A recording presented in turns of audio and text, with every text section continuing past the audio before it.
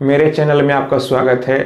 अगर आप कोई भी ज़मीन खरीदते हैं तो फिर ज़मीन खरीदने के बाद सेल डीड के आधार पर आपको उस ज़मीन का जमाबंदी कराना आवश्यक हो जाता है और यह भी ज़रूरी हो जाता है कि आप उस ज़मीन का लगान रसीद अपने नाम से कटवा लें।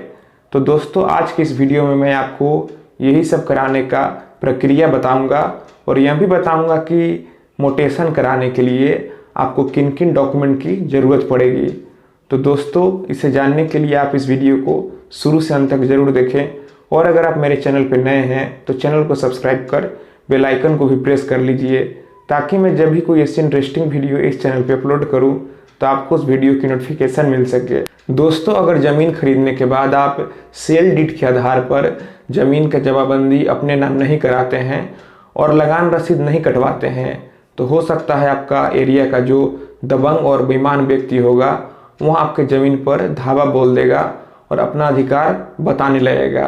इसलिए आपको चाहिए कि आप ज़मीन खरीदने के तुरंत बाद ही जमाबंदी अपने नाम से करवा लें और ज़मीन का लगान रसीद भी कटवा लें। एक बात मैं आपको और बता दूं, आप जैसे ही कोई ज़मीन खरीदें, सेल डीड बना लें, उसके बाद आप अपने ज़मीन को बिल्कुल भी खाली नहीं छोड़ें। आप ज़मीन लेने के तुरंत बाद ही उस ज़मीन पर अपना कब्जा कर लें।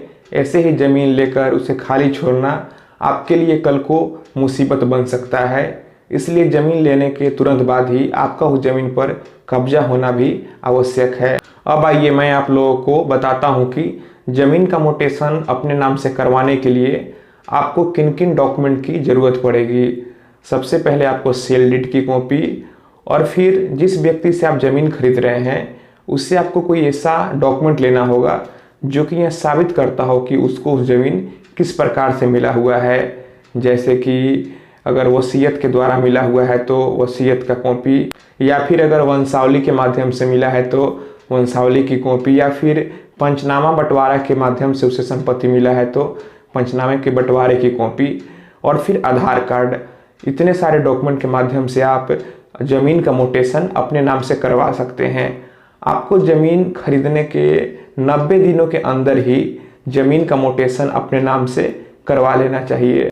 तो दोस्तों, ज़मीन खरीदने के बाद जमाबंदी कराने में और लगान रसीद अपने नाम से कटवाने में बिल्कुल भी देरी नहीं करें, ताकि कल को आपको किसी भी तरह का मुसीबतों का सामना नहीं करना पड़े।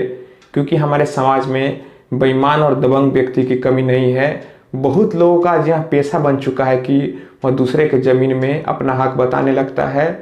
तो दोस्तों, मैं आशा करता हूं कि आपको यह वीडियो अच्छी लगी होगी। अगर वीडियो अच्छी लगी हो तो वीडियो को लाइक कीजिए और आप अपने विचार हमें नीचे कमेंट बॉक्स में कमेंट कीजिए।